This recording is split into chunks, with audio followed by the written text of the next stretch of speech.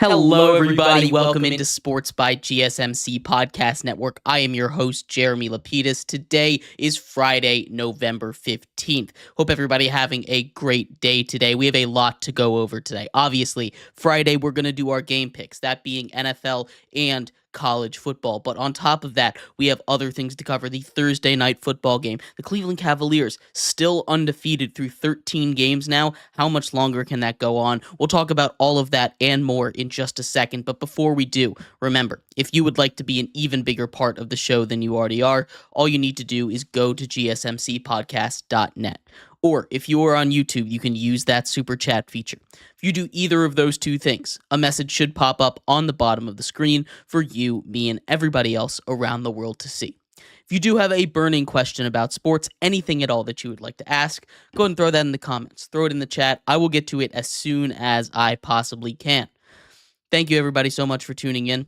We're going to start off our show here with a little bit of NFL game picks. Like we do every single week, we're going to go through every single game, starting off with an AFC North rivalry. Much like last week, there was a really good one between Baltimore and a different AFC North rival in the Cincinnati Bengals.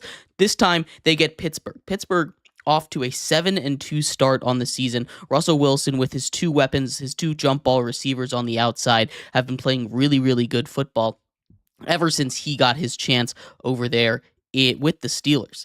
Now you get them hosting their biggest rivals in the Baltimore Ravens. Both of these teams have very high-powered offenses. What this game is going to come down to is which side is going to win. Is it going to be the Ravens' defense, or is it going to be the Steelers' offense? Both of those are in my opinion, the weaker sides of those teams. Both of these sides, the Pittsburgh defense and the Ravens offense, they're going to get their share of wins, right? They're going to get their share of points. The question is, which one of those weaker units is going to play the better football? And when I take a look at this matchup, you have a lot of things going for both sides. Obviously, the Pittsburgh Steelers are hot right now, but this is their first division matchup of the season.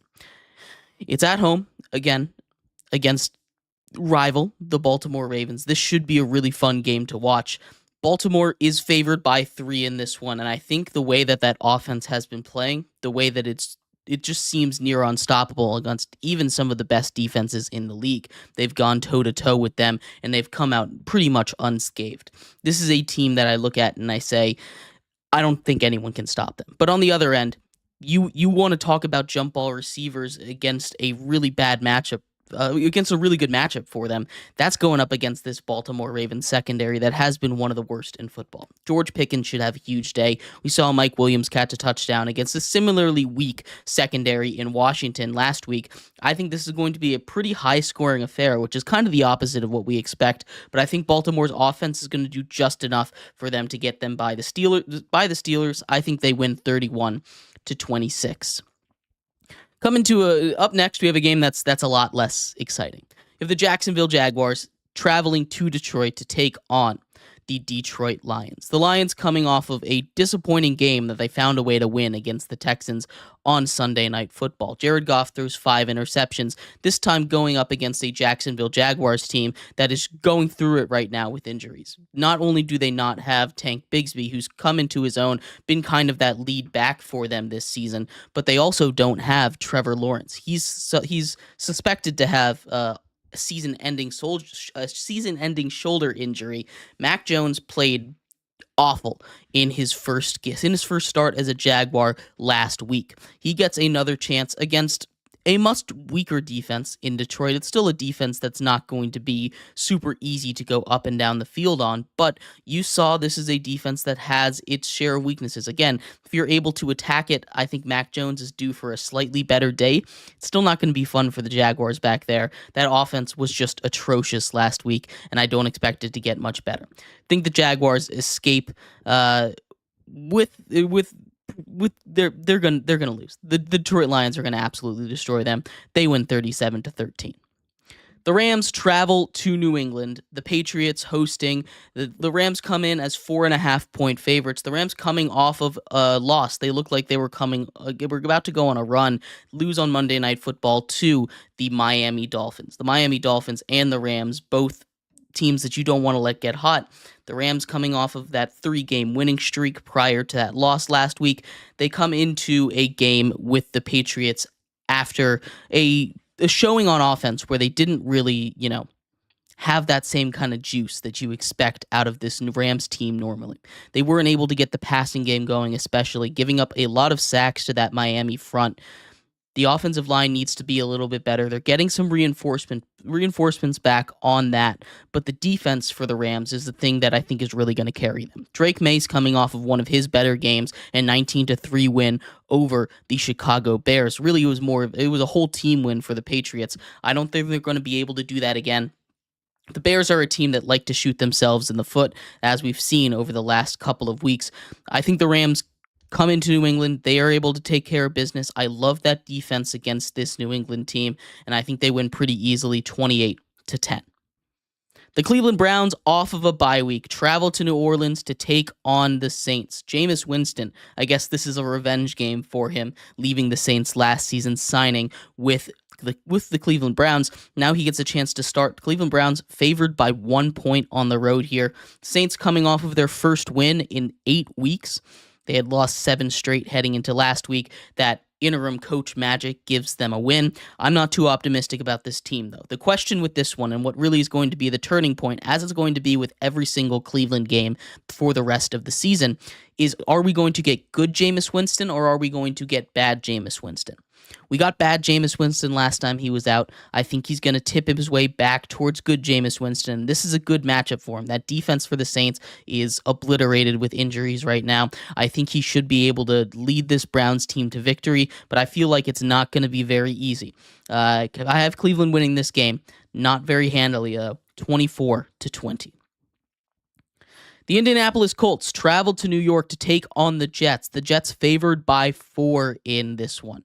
The Jets coming off of a really disheartening loss, one that I think really completely shattered their hopes for the season. I know they didn't have a lot heading into that game after the way this season has gone, but against the Cardinals, being able to put up 6 points is not a good look. The Colts get back Anthony Richardson, and that could be a good and a bad thing. I think it's a good thing for the future. For the now, we don't know. Joe Flacco wasn't playing particularly great football. I'm excited to see Anthony Richardson back on the field. I don't think it's necessarily going to help them be more competitive than with Joe Flacco. I don't think that really changes the level of competitiveness on this team, but it does definitely give them that factor that if he's on, again, this team is going to be really hard to beat. It's against what should be a tough Jets defense. They've been pretty sloppy lately. They missed a lot of tackles. I think that might change. I'm leaning towards the Jets on this one, although I do think it's going to be a lot closer than 4. I think the Colts end up losing 22-24. Minnesota, the Vikings travel to Tennessee, and this is a game that I'm getting a little bit of a weird feeling about. The Minnesota Vikings have a very good record if you just look at these standings right now. They've only got 2 losses on the season. They've been winning most of their games pretty easily, but in both of the last 2 weeks, without that defense, they lose both of those games to the Colts and to the Jaguars, especially against the Jaguars. Sam Darnold looked absolutely atrocious, and this is not a trend that is very good for the Vikings' future just for this season. Now, he's not supposed to be a long-term starter over there, Sam Darnold, but you need him to be a little bit better. They're favored by 6.5 heading into Tennessee. Will Levis, on the other hand, just put together his best game of the season. I don't think it's going to be able to be continued because this is a very, very good Minnesota defense. But I do have this weird sinking suspicion that this is a game that the Titans might win outright. Titans don't have a lot of wins right now, and the Minnesota Vikings are slipping. You can argue they should have lost both of the last 2 games. I don't think they have it in them to win this one. Tennessee wins 20-17. The Las Vegas Raiders travel cross-country to take on the Miami Dolphins. The Dolphins favored by 7 in a game where the Dolphins are really starting to shape up. The Dolphins get Tua back. He's starting to get more comfortable in that system, get back acclimated to the game of football once he dealt with that head injury, of course. Tyreek Hill going to be good to go. He's supposed to get surgery, but not until after the season is over. That's something to monitor. It's only a wrist injury, so it shouldn't affect him too much, but this is something that we do need to keep an eye on when we're taking a look at these games. Miami should absolutely destroy this Raiders team. This is a Raiders team that is arguing whether or not they should start Desmond Ridder. And that isn't a good sign for your football team. I'm not very confident in where they are. They seem like they're all over the place right now, and I think Antonio Pierce is on the hot seat. I think Miami wins this one pretty easily at home, 33-15. The Green Bay Packers travel to Chicago, reignite that rivalry. Packers favored by 3.5, taking on the Bears. The Bears are on an absolute downward spiral. Not really a spiral, just a slope all the way down. They have been the most bought out team of the entire league. That's not something that's good. You're a little more than halfway into the season. Until a couple of weeks ago, you were looked at as playoff teams, as a team that should make the playoffs. Now, this is a team that is under 500, a team that feels the most hopeless in the league, which is hard to do when you have teams like the Jaguars, teams like the Panthers, teams like the Giants that are record-wise a lot worse, don't have the bright potential future that you have. This is a Bears team that should be eager to go out and play football, I think, based on what they have with the future, with the young players that they have on that roster, with the way that defense has been playing, with the way that Caleb Williams has been learning and growing as the season goes on. But that team is completely bought out. And I don't think firing the offensive coordinator, while it was the right move, I don't think firing Shane Waldron is going to light the fire under this team that is needed for them to buy back in. I think the only way you do that is by firing Matt Eberflus, and I don't know how much longer he keeps his job. I think the Packers handle business on the road against division rivals. They win 27-19. The Atlanta Falcons travel to Denver to take on the Broncos. Bo Nix has been playing pretty good football. Sean Payton has been coaching really, really good. I think he should be in conversation for Coach of the Year right now, if I'm being completely honest. I don't think he's a favorite. There's a couple guys I got ahead of him, but still, he should be in that conversation. The Denver Broncos coming off of really the most brutal loss, maybe, of the entire season. You can throw that up there with the Hail Mary loss by the Bears. Blocked field goal that would have won the game against a division rival. Instead, Atlanta comes into town. Both of these teams reeling after a tough loss. Atlanta, I think, is a team that has all the talent to be a contender this year. They've been very inconsistent, though. And I think against a good Broncos defense, it's going to be a dogfight over there. But I think we're due for a good Kirk game. Kirk Cousins hasn't played his best football in a couple weeks. I think we're due for a good Kirk Cousins game, and I think Atlanta takes care of business. The Denver Broncos are favored by 2 in this one at home, but I think Atlanta wins this one outright, 28-23.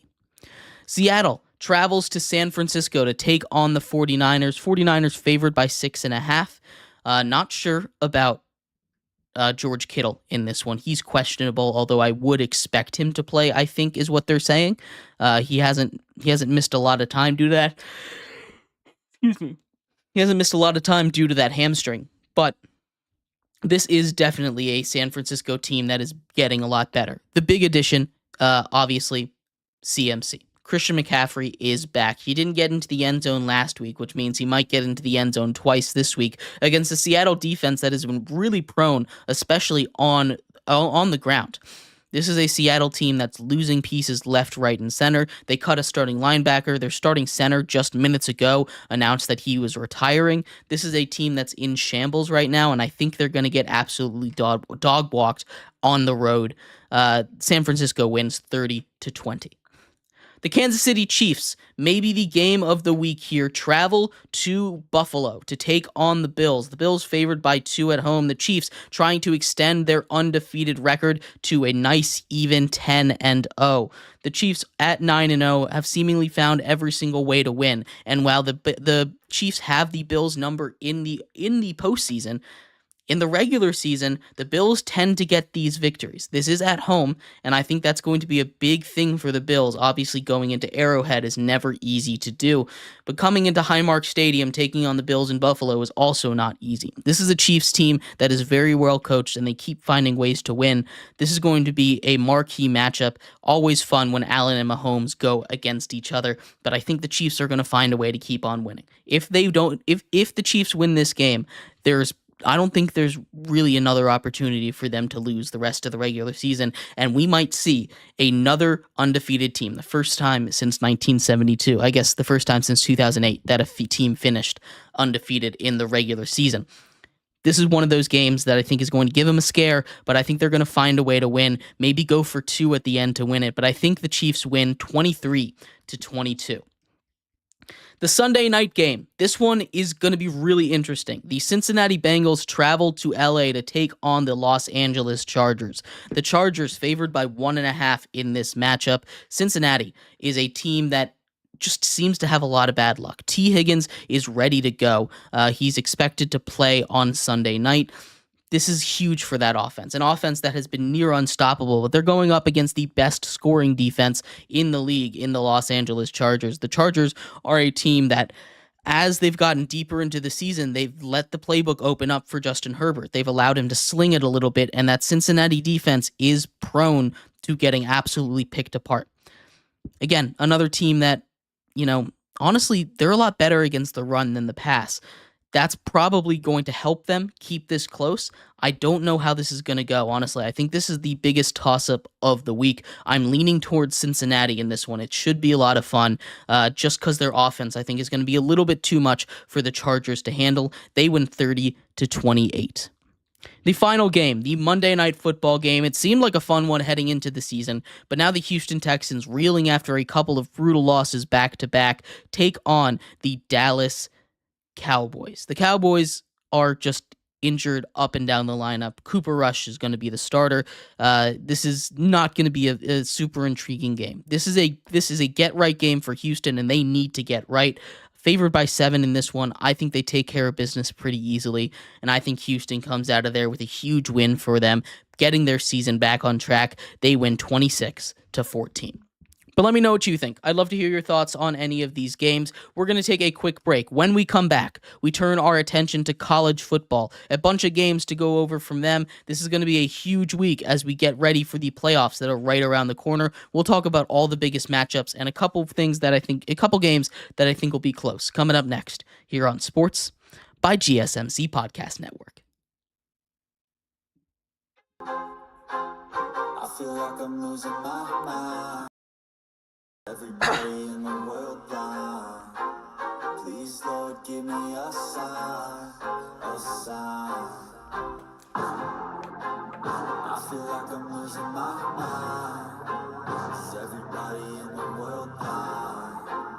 Please, Lord, give me a sign, a sign. I wanna be the greatest. Everybody on the face shit. I look around and feel like everybody is the fakest. I make this every day and I'm impatient. Hoping one day I blow up from the basement. Statement, the top is so vacant. I don't hear shit that I think is amazing. Waiting for my day when I'm playing. Sold out shows for 1,000 faces. Hey, give me that crown. Get in my way and to be put down. It ain't replaced all this my sound. If I want that shit, then I'll get it right now. I'm losing it, the noose it fits. I'm losing shit, a stupid myth. You choose to live or choose to dip. You choose to fight or lose your grip and lose a gift. Oh. I feel like I'm losing my mind. Is everybody in the world blind? Please, Lord, give me a sign, a sign. I feel like I'm losing my mind. Is everybody in the world blind?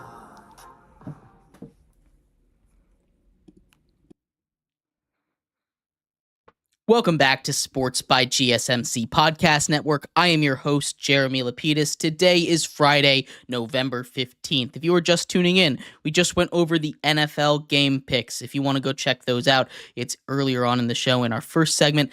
In this segment, we turn our attention to college football, Week 12 here, as the playoffs are right around the corner. A bunch of huge matchups, elimination games for a bunch of teams. We're going to talk about all of them in just 1 second, but before we do, remember, if you would like to be an even bigger part of the show than you already are, all you need to do is go to gsmcpodcast.net. Or if you are on YouTube, you can use that super chat feature. If you do either of those two things, a message should pop up on the bottom of the screen for you, me, and everybody else around the world to see. If you do have a burning question about sports, anything at all that you would like to ask, go ahead and throw that in the comments. Throw it in the chat. I will get to it as soon as I possibly can. I appreciate everybody so much for sticking around, talking some sports with me here on a beautiful Friday, November 15th. But like I was saying, we are going to get into some college football game picks right here. Week 12.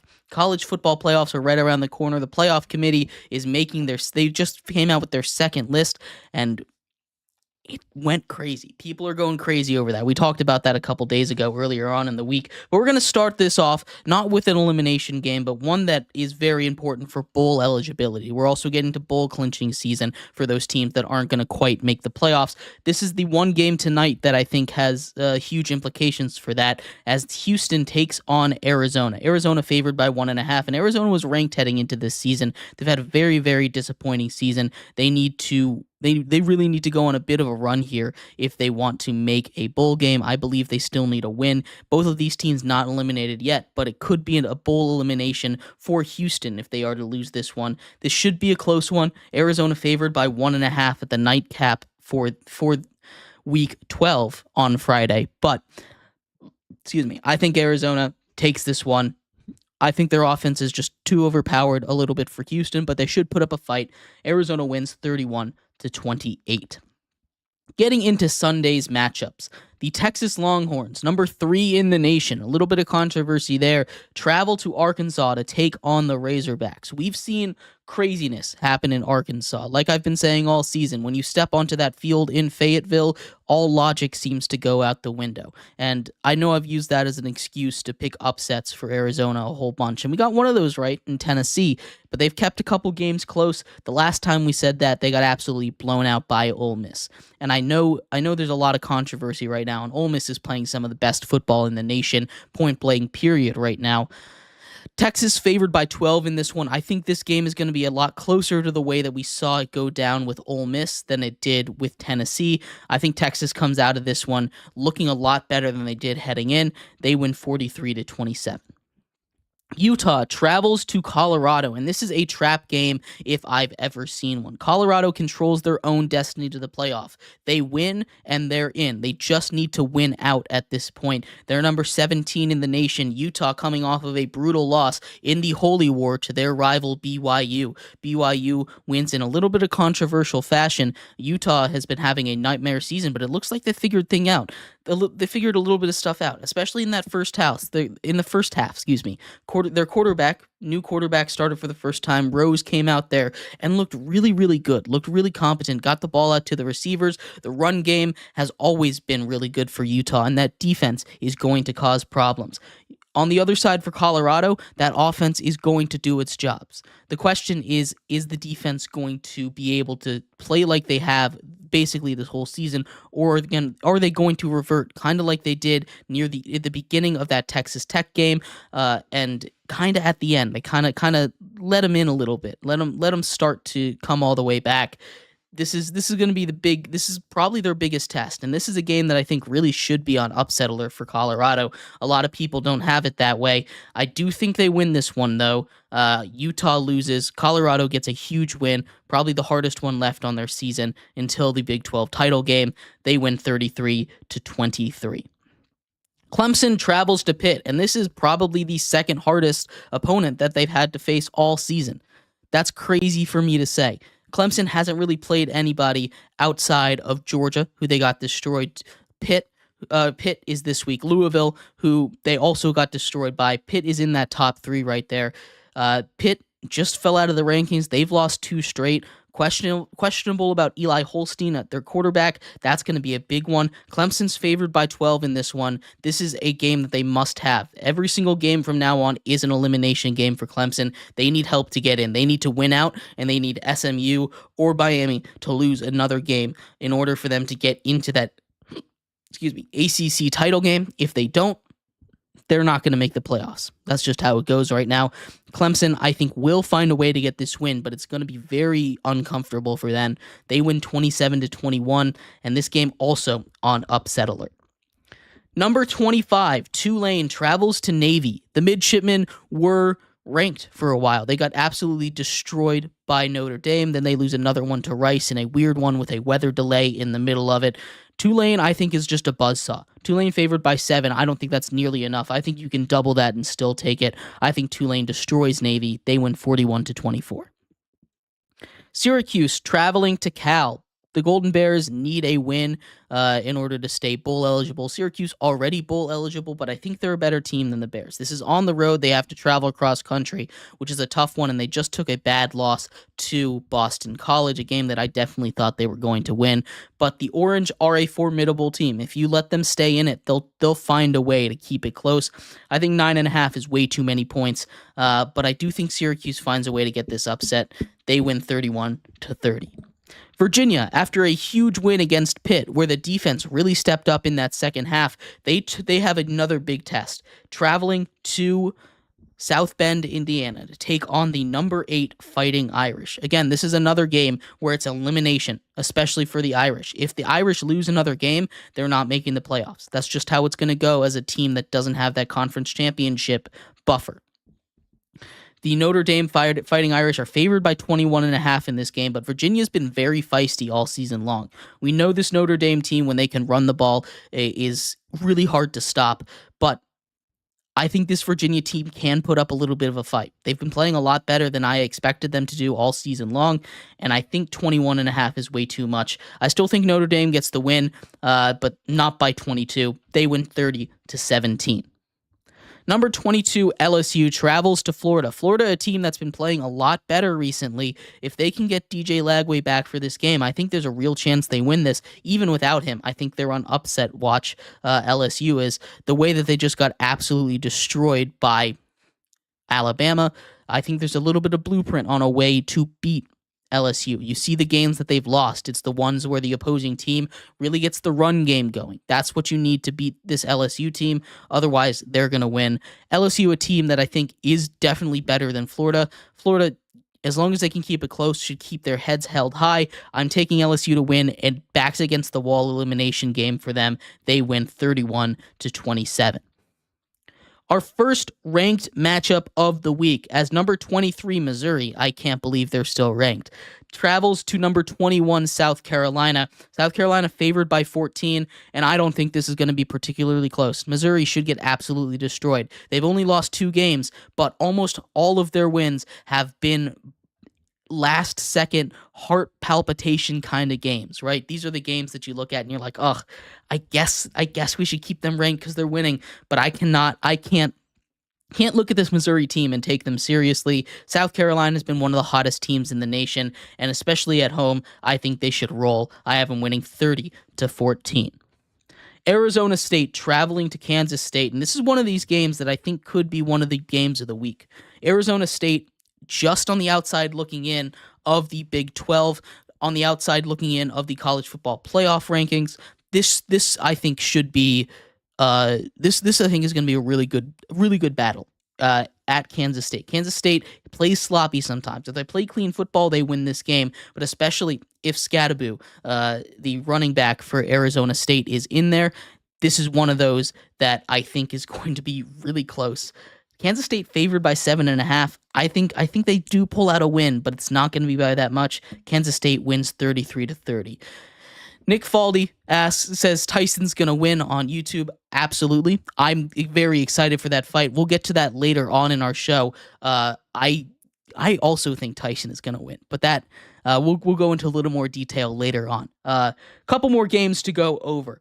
Cincinnati travels to Iowa State, another team that has been reeling. They were undefeated 2 weeks ago. They've lost 2 straight. Iowa State lost to two tough teams. Cincinnati, a team that's still looking for that bowl eligibility win. Cincinnati needs this one. 7.5 is the spread on this.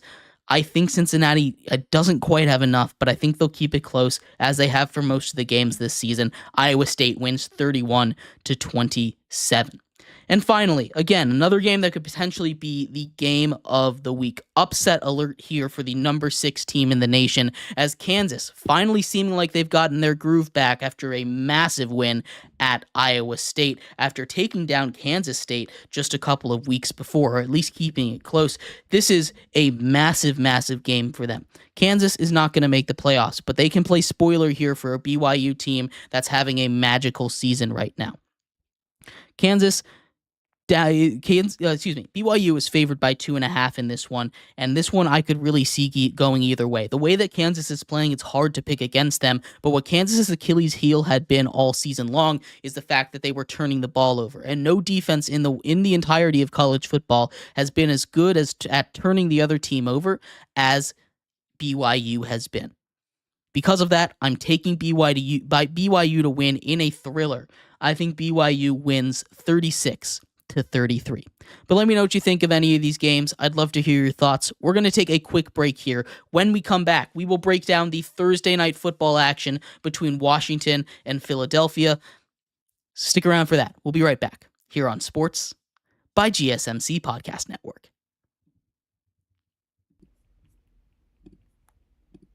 Looking for your daily fix of sports talk without having to pay for it? GSMC Sports Network is available on YouTube. Just search GSMC Sports Network. Get your fix of daily sports talk shows on YouTube, absolutely free. NFL, college football, NBA, MLB, MMA, UFC, fantasy football, and so much more. GSMC Sports Network has shows running all day long, with new sports shows starting every 2 hours. Just like on your favorite cable sports channel, except GSMC Sports Network is absolutely free. Just search GSMC Sports Network on YouTube to catch one of your new favorite shows, like the GSMC College Football Podcast, Chip Shot Football Podcast, Hoops and Heels Women's Sports Podcast, GSMC Basketball Podcast, and so many more. Check it out for yourself. GSMC Sports Network, now available on YouTube absolutely free. Search GSMC Sports Network on YouTube right now.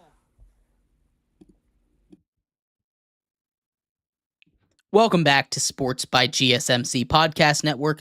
I'm your host, Jeremy Lapidus. Today is Friday, November 15th. If you were just tuning in, we've just gone over the NFL and college football game picks for this weekend. It should be an absolute incredible weekend of football.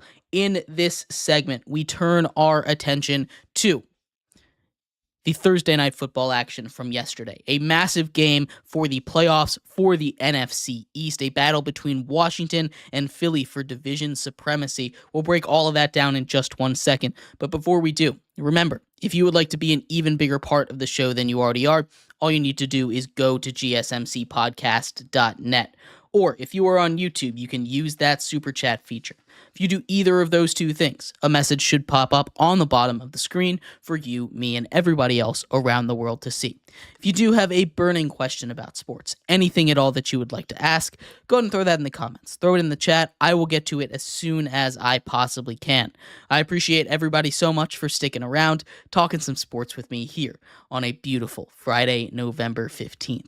But like I was saying, in this segment, we are going to get into the Thursday night football action. It was an incredible game between the Eagles and the Commanders last night that saw the Commanders get off to an early lead. Their defense playing incredible, holding down that Saquon Barkley-led team that was averaging over 100 yards on the ground, just Saquon alone, until the second half, and especially the fourth quarter when it really got blown open. And that's where we're going to start. I know it seems like we're skipping most of the game here, but up until that fourth quarter, and really in that second half, this was a game that Washington was controlling. Philly takes a lead early on in that fourth quarter with a Jake Elliott field goal after he had missed an extra point, making the score 12-10. And this is where the first really big call of the night comes in. After a dump off, after the Washington Commanders had been driving down the field, led by Jaden Daniels, dump offs to running backs, tight ends. Terry McLaurin had his first and only catch of the night on this drive.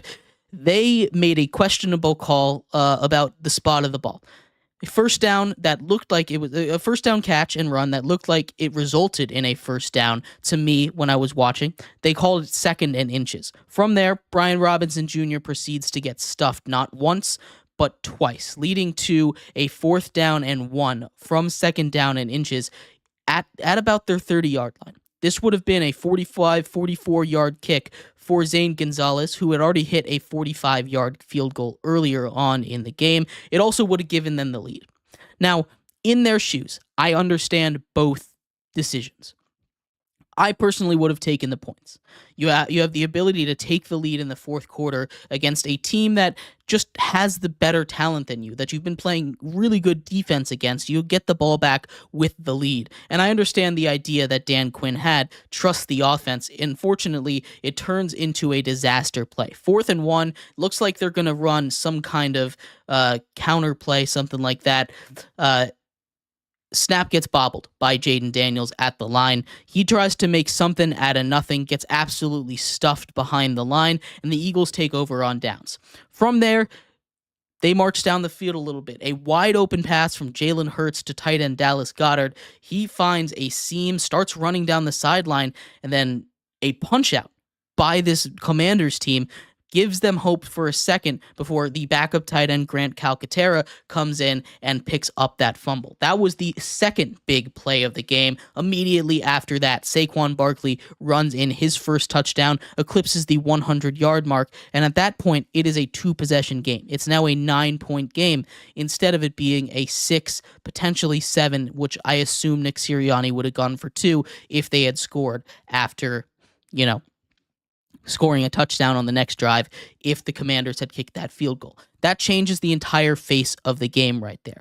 Commanders are not out of it yet, though. Jaden Daniels, who's led a couple miracles earlier this season, of course, that Hail Mary, they go out there and immediately interception leads to another long Saquon Barkley touchdown. Now you're down by 16. It's not looking good. They're able to drive down the field. It takes a lot of time off the clock, though. The Commanders got the ball with about 5 minutes to go in that game. They didn't get into the end zone until there was less than a minute. They held all their timeouts. Zach Ertz makes a beautiful catch in the back of the end zone, one of the better catches I've seen all season, getting his toes down, making sure he's in bounds on a 2-point conversion that was originally called incomplete to make it a 1-possession game. They still need to get the onside kick. It doesn't go their way. Philadelphia Eagles escape with a win 26-18 for the division crown. Winner of that game would have been on top of the division. The Eagles now extend their lead in the division to 1.5 games right now. The Washington Commanders needed that one. They've been on a little bit of a skid since their last win against the Bears. They've lost now 2 tight games to the Steelers and the Eagles. Those Pittsburgh teams, those Pennsylvania teams, giving them a little bit of trouble here.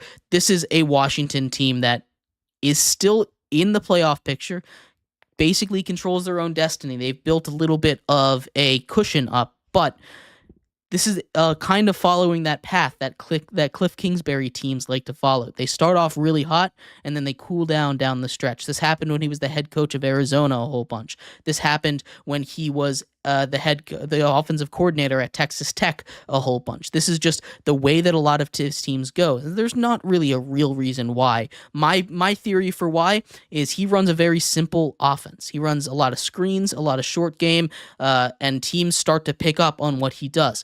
Also, he has a mobile quarterback, and you have a guy in Jaden Daniels who hasn't looked the same since the rib injury that he suffered. Now, he's played through all of it. Smaller quarterback, takes a lot of hits. He's a guy that I think isn't 100% right now, but he's still good enough to go out there and play, and it's really cool to see. This is going to be a tough finish for them, and I think they need to change something up a little bit. Obviously, I'm not calling for anybody to be fired over there in Washington, but this is a team that needs to take a look in the mirror and try and diagnose why they've gone on a little bit of a losing streak right now.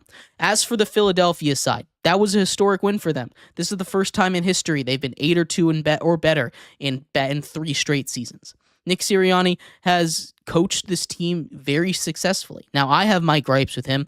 I don't think he's a very good coach, but the talent in that Eagles organization is unmistakable. You can go bar for bar with just about every single team in the NFL, and I think the Eagles, just by talent alone, might have the most talented roster in all of football. Now, you can call me crazy for saying that, but I think I take the skill position trio, top 2 wide receivers and running back from the Eagles. You can throw the quarterback in there maybe. over just about any other combo. A.J. Brown, Devonta Smith, that is a deadly duo right there. And Saquon Barkley might be the best running back in the league. You throw Jalen Hurts in there, who's not the best quarterback in the league, but he's inarguably top 10. I think you could make the argument for top 5. I'm certainly not going to make that argument, but he's definitely a top 10 quarterback. You throw all that together with one of the best offensive lines in the league. This is an Eagles team that's riding high on talent, not really coaching. And sometimes that's just how it goes. I'm not blaming Nick Sirianni for inheriting a very talented team. That's just how it goes sometimes. You get lucky sometimes. I still don't think he's a great coach, and I think the Eagles could be better if they had a real coach at the helm. But they're going to do what they're going to do. They're going to win games, and they are a serious threat to get that number 1 seed in the NFC. You, of course, have the current number 1 seed, the Lions, who have looked pretty vulnerable over the last couple of weeks. I think the Eagles have looked like the best team in the NFC recently, especially after this win. Now, the Packers are still up there in that division, but we take a look at those other teams in the NFC. I think the Eagles are undoubtedly one of the top 3, top 4 teams in the NFC as it stands right now.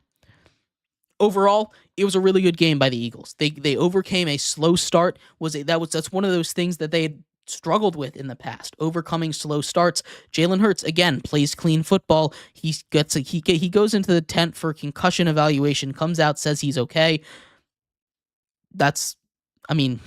He did his interview with Scott Van Pelt. Some people say he sounded a little concussed. Maybe he did. Not my job to point it out. I am not a doctor. We're going to trust the NFL medical staff for now. But it was a huge game for the Eagles. They grab a very tight hold of the NFC East. Definitely not a comfortable lead, only 1.5 games. But with a win over the Commanders, they at least have a good shot to not lose the tiebreaker for them, at least on the division record. That was a huge win for them, and looking good in the city of Philadelphia. But let me know what you think. I'd love to hear your thoughts on all of this. Saquon is amazing at football yet again, and I can't believe the Giants let him walk, and then he went to the Eagles. But aside from that, let me know what your thoughts are. Love to hear them. We're going to take a quick break here. When we come back, we turn our attention to the NBA. The Cleveland Cavaliers are on a run right now. They could make history if they keep it up for just a little bit longer. 13-0 to begin the season. We asked the question, how much longer can they keep it up, and can they beat that 24-0 start that currently has the record? We'll be right back here on Sports by GSMC Podcast Network.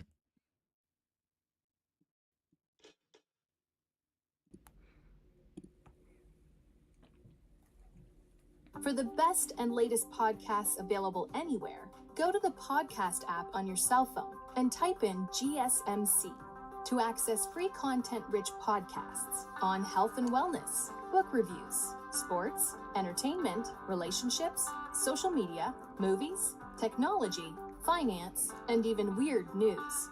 Subscribe and download the GSMC Podcast Network's family of shows, available everywhere podcasts are found.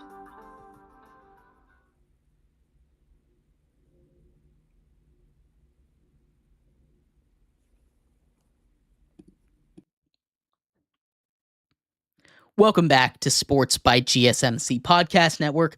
I'm your host, Jeremy Lapidus. Today is Friday, November 15th. If you were just tuning in, we just went over the Thursday night football clash between the two titans of the NFC East right now, the Commanders and the Eagles. The Eagles come out with a massive victory behind Saquon Barkley's nearly 200 scrimmage yards and 2 touchdowns. In this segment, we turn our attention to the basketball, to the NBA, the association. The Cleveland Cavaliers currently have a 13-0 start staring them in the face. They are on their way to potentially making history. This is one of the best starts ever, already top 5. They're only about 10 games away from making history, or at least tying. We ask the question, how long is it going to go? When will the Cleveland Cavaliers be stopped, and by who? But before we get into that, remember, if you would like to be an even bigger part of the show than you already are, all you need to do is go to gsmcpodcast.net. Or, if you are on YouTube, you can use that super chat feature. If you have a burning question about sports, anything at all that you would like to ask, go ahead and throw that in the comments, throw it in the chat. Or, I appreciate everybody so much for sticking around, talking some sports with me here on a beautiful Friday, November 15th. But like I was saying, in this segment, we are going to get into the Cleveland Cavaliers. How long can the Cavs stay undefeated? Currently, they are 13-0 on the year. They have won most of their games by a very considerable margin, a very surprising outcome for them. As we take a look at this team, they were the 4 seed in the NBA Eastern Conference last year. Overall, they didn't really change their roster too much. They fired their coach, brought in Kenny Atkinson, the former assistant coach for the Golden State Warriors, who has turned down a couple other jobs before deciding to join Donovan Mitchell and crew in Cleveland. This is clearly a really great coaching job, and this is a team that, as far as depth-wise, amazing. You have your clear top 4. You have Donovan Mitchell, who is the big star. Outside of that, you've got a big 4 that have really stepped up into their own. Darius Garland has been playing incredible ball. You, of course, have Evan Mobley, who's really stepped up in this season. You haven't seen him play at this level before. And Jarrett Allen. Those are your big 4 guys. But outside of that, the depth on this team is crazy. You still have Karis LeVert coming off of a scary medical issue. He looks incredible this season coming off of the bench. Guys like Isaac Okoro, Max Strus adding some depth to this team. Dean Wade as well. This is a team that just is built, even when the bench is out there, to add a spark. And that's the reason why they're undefeated right now. They haven't necessarily played anybody too intimidating. They did absolutely demolish the Warriors early on this season. The Warriors, who have looked incredibly unstoppable basically all season long. But outside of that, there hasn't really been a team that they've faced through the first 13 games that gives you a huge scare. I mean, running through their first 13 games of the season, running through the first 13 games of their season, you have the Magic, the Bucks, the Pelicans, the Nets, the Warriors, the Bulls, the Sixers. Those are the teams that they have gone through. Right? It's not necessarily the scariest bunch. They get the Bulls again tonight in the NBA Cup as part of their group play here. After that, which they just took care of the Bulls a couple of nights ago, Kobe White kept it close, and Zach LaVine also kept it close. This is a team that could beat them, but the way that it's going right now, they played just a couple of nights ago, 4 days ago to be specific.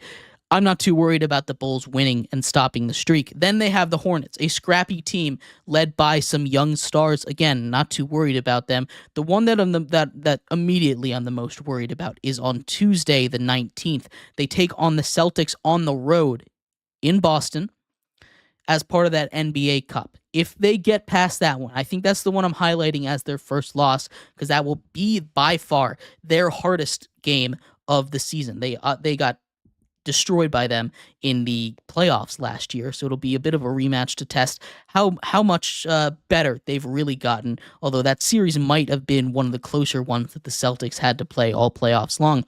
After that, they get the Pelicans, the Raptors, the Hawks twice in a row, so they might not lose if they get past the Celtics until the Celtics again to open up December.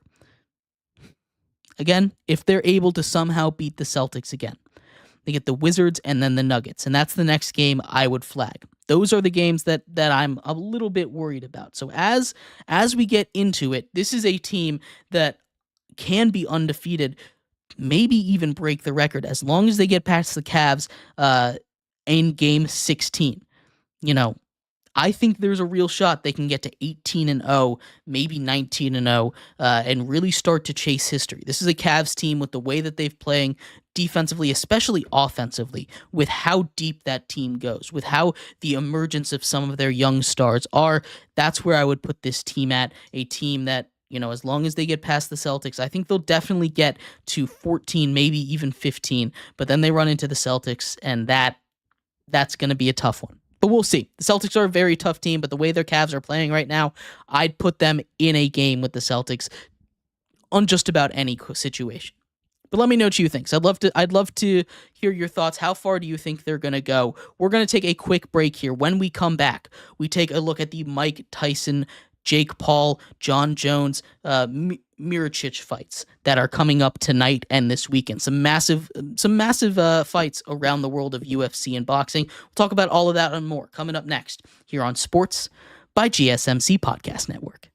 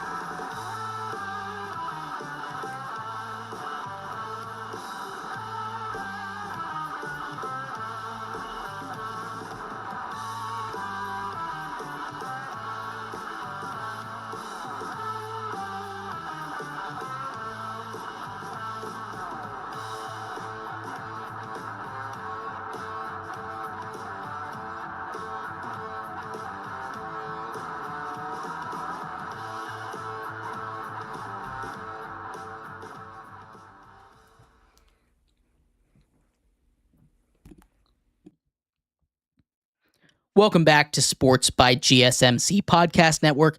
I am your host, Jeremy Lapidus. If you are just tuning in, we just finished going over the NBA with the Cleveland Cavaliers currently standing at 13-0. We talked about how far we think they can go and really where they stand right now, how close they are to NBA history. In this segment, we turn our attention to the big fights this weekend. The Mike Tyson fight taking place in just about 2 hours from now on Netflix. And of course, Stipe versus John Jones, some of the best to ever do it in the UFC, will be fighting in a massive match this weekend as well. We'll talk about both of those in just a second. But before we do, remember, if you would like to be an even bigger part of the show than you already are, all you have to do is go to gsmcpodcast.net. Or if you are on YouTube, you can use that super chat feature.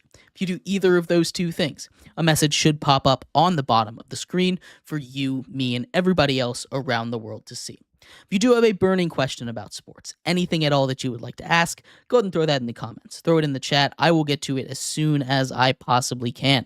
I appreciate everybody so much for sticking around, talking some sports with me here on a beautiful Friday, November 15th.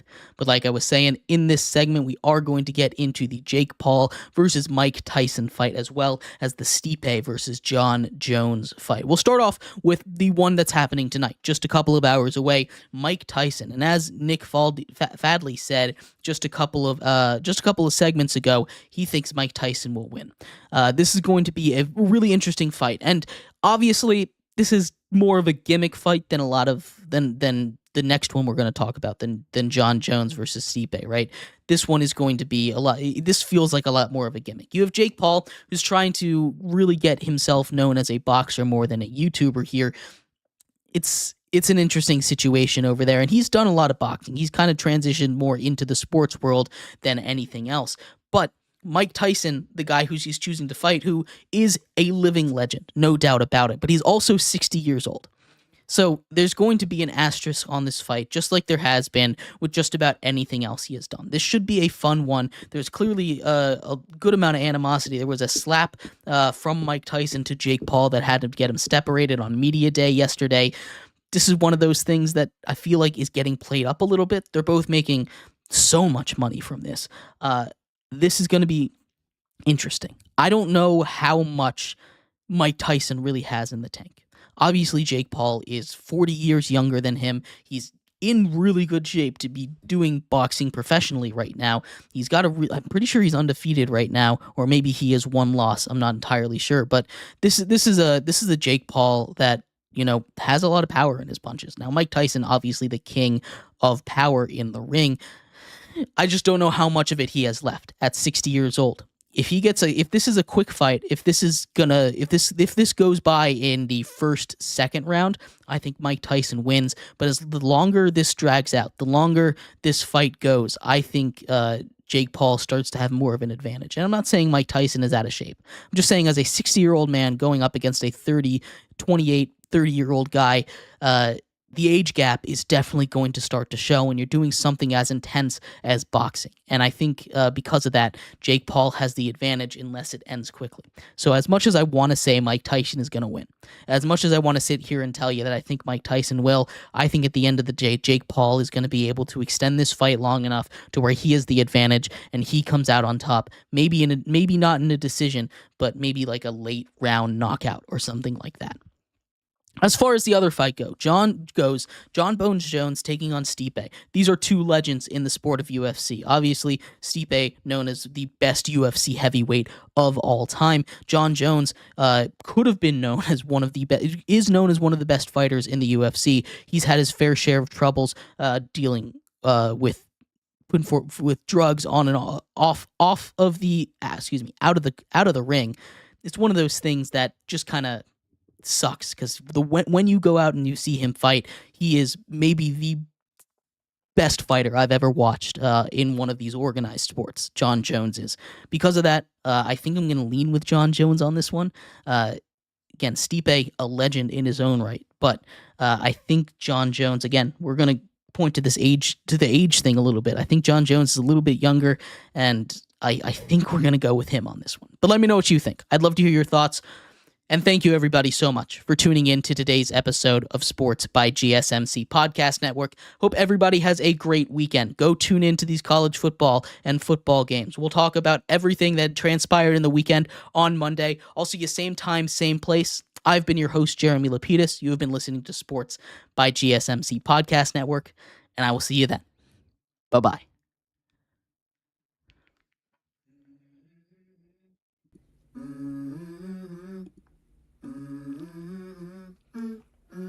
Let's go. I wake up to a little bit of drool on my pillow, feel like it's gonna be a bad day. Yeah, I'm tired of shit, and the coffee ain't